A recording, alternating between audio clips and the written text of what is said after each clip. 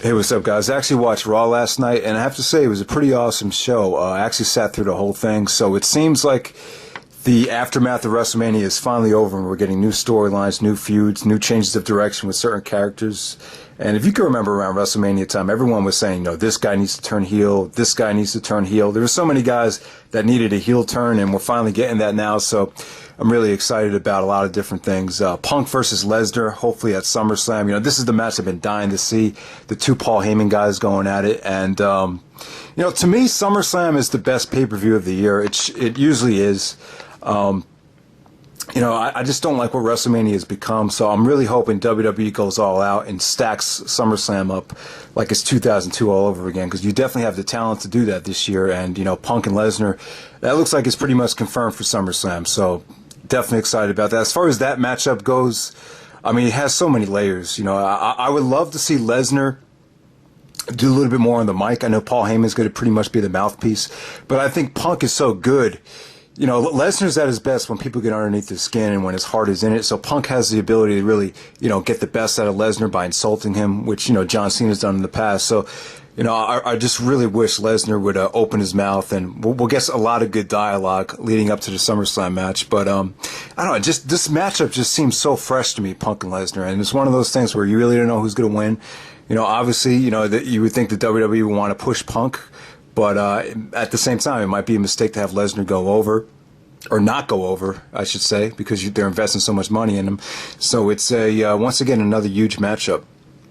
So just in everything, man. Daniel Bryan is in the midst of a huge push. Now, I didn't get to see the pay-per-view on Sunday because of the NBA Finals. And first of all, I know basketball and wrestling. Not everyone that watches the NBA watches WWE and vice versa.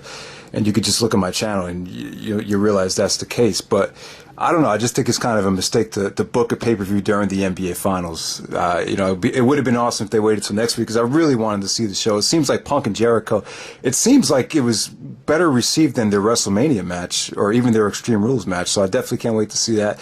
The whole show just sounded really, really good. And like I said, you got a lot of changes with direction with, the baby faces turning heel and all that shit. So, and the Daniel Bryan push, man. Now this is what I want to see. So it looks like we're pretty much going to get Mark Henry and Cena at Money in the Bank, which I'm cool with. I'll talk more about Mark Henry later. But as far as the Daniel Bryan push, I think it really started with the Ryback match. The match he had with Ryback was awesome. You could really tell. Like, that was the kind of match, kind of reminded me of some of the stuff to do with Benoit leading up to his push. It just felt like after that match was over, you just felt like, you could definitely tell they have something in store for Bryan. Based on the reactions he's getting. I heard the reaction he got in Canada on SmackDown was just insane. So, should you wait till WrestleMania to have Daniel Bryan win the Royal Rumble like I thought he should have done last year, and then main event WrestleMania? Do you wait that long? I think you need to do it now. The storyline is really hot right now with Bryan and Kane and Randy Orton. That whole situation right there with the fans, I think the fans really want it now. I really don't want to wait any longer than SummerSlam. So I think Cena and Daniel Bryan at SummerSlam, I think that's the perfect place to do it. I really don't want to see Randy Orton involved in a triple threat or see Randy Orton and John Cena or even Bryan and Orton. I don't know. Their chemistry is just not that great so far. I think you could do Bryan and Orton at Money in the Bank and then elevate Daniel Bryan to the main event of SummerSlam. I would definitely love to see that. So really happy that the Ryback push is over. To me, it always seems like when either Big Show, Kane, or any of these really jacked up guys that really can't wrestle that well, it seems like whenever they get pushed, people start saying, the WWE sucks right now. It's the worst it's ever been. So now that the whole Ryback push is over, hopefully more people will enjoy the product. I don't mind Mark Henry getting the title shot. And let me just say that whole angle and that whole situation that they pulled off on Raw was genius. I bought it. I totally bought it. I said to myself, there's no reason the fans would be supporting Mark Henry this much if this was just an angle. And so everybody, and this is social media, I got to give credit to the WWE with the website. They planted the seats for this all day, so people pretty much knew or assumed that Mark Henry was going to retire. So the swerve was huge, and you pretty much had to see it coming. They've been doing stuff like this forever, but it was just very, very well done. And I think Mark Henry still has a lot left in the tank. 2 years ago when he won the world title, especially some of the super smart fans, really appreciate Mark Henry's work. So I think him and Cena can have an awesome match at Money in the Bank. You know, a lot of people probably would love to see Daniel Bryan and Cena in the main event of Philadelphia, but at Money in the Bank. But I would definitely love to see Cena and Bryan in the main event of SummerSlam. I think that's a bigger match for me. So yeah, Ziggler and Del Rio. Finally, man, Del Rio as a babyface I see why they did it, but obviously the Latino demographic, I don't think it's as high as it was when Eddie Guerrero and Rey Mysterio were in their heyday. So I think Del Rio as a babyface was a huge flop. I mean, you could just definitely tell by the interest in his WrestleMania match just wasn't there. You know, Ziggler's been getting cheered for years now. So it's about time. It's about time they switched it up. You know, Del Rio, it's just, he doesn't get any heat. You know, he got some heat last night, but, you know, when he was a heel, he had a tough time getting heat, and then he had a tough time being a babyface. So his push so far in the WWE has kind of been mediocre. You know, Royal Rumble winner, 2-time world champion now, or 3-time world champion, whatever it is. So I would definitely love to see Ziggler and Del Rio at SummerSlam. Looks like that's going to have a nice slow build. So happy about that. So that's pretty much it, guys. Christian's return, I thought should have been handled a little bit better. It just seemed like second segment of the show. It didn't feel like that big of a deal. So it kind of sucks for Christian.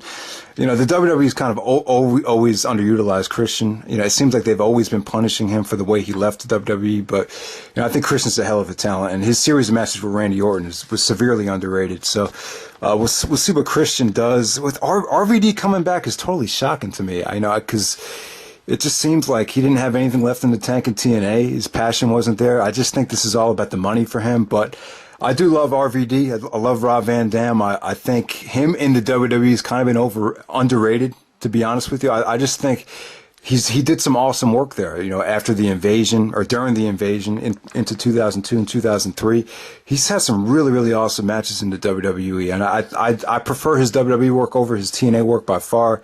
And, you know, the TNA thing, I don't know. I don't know who you blame that on, with him not dropping the belt and him just kind of being just a part-time guy. You see him 1 week and then you don't see him for a couple months. That was handled really terribly. But I think there's a lot of potential right here, you know, because you have Paul Heyman as the X Factor. I would love to see RVD be a heel, you know, one of those guys that kind of rests on his accomplishments and really doesn't, you know, bust his ass. Kind of like what Matt Hardy's doing right now in ROH. You could do a Rob in WWE. I could definitely see that working. Plus, with Brock Lesnar's limited dates, you could have, you know, Curtis Axel and RVD as solid, legit opponents for CM Punk. You know, possibly that Money in the Bank, you could do Punk versus RVD. So, I don't know. Just a lot of exciting things to look forward to with the WWE. Now that this whole WrestleMania, you know, a lot of people just weren't excited about, you know, the WWE after WrestleMania, and it was terrible. Like, I had no ambition to watch the product. But now after the last pay-per-view, things are looking up, and so it looks like the SummerSlam, the build-up to SummerSlam is going to be pretty awesome. So that's pretty much it. So ROH Best in the World, I'll review that on Sunday. Eventually, I want to do a State of Ring of Honor video where I talk about the title picture, Jay Briscoe, and all that stuff. But I'll save that for after Best in the World. You know, Best in the World, it looks like it's a you know, not a lot of people are excited about the fact that it's in Baltimore because, you know, it's not really a big market. But I think this show looks solid. I think this is going to be a sleeper show, even though it's not as stacked as some of the other New York shows. But we'll see what happens, guys. Hope you enjoyed the video, and take it easy.